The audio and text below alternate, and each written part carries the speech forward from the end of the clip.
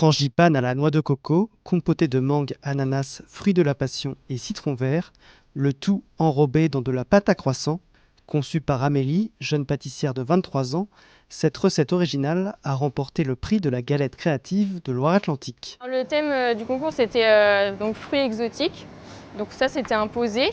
Et après on était libre sur le visuel, sur ce qu'on pouvait mettre dedans, le nombre de choses qu'on pouvait mettre dedans, tout ça quoi.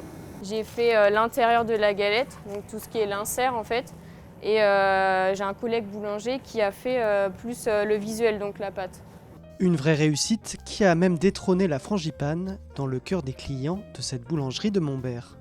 Bouscule un peu les codes de la galette de base, ne serait-ce que par sa forme, son visuel et encore plus par sa garniture.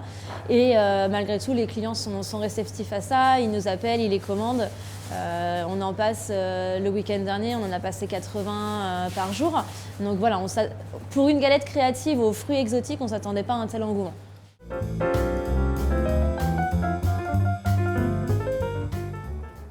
Là, il reste encore un petit quart d'heure de cuisson avant qu'elle soit complètement cuite. Dans la boulangerie Holdu, à Nantes, on reste fidèle à la galette frangipane, avec succès vu qu'elle a aussi remporté le premier prix de Loire-Atlantique dans cette catégorie.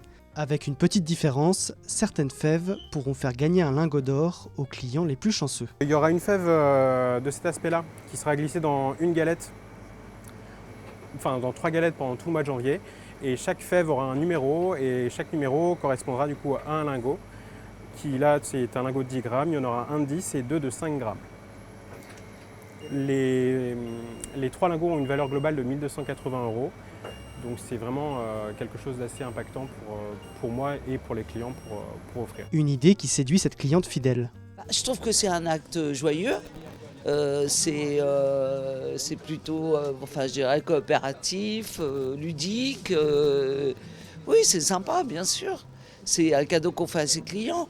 Donc, non, que du bon, que du bien. En janvier, 1500 galettes vont être préparées et vendues dans cette boulangerie.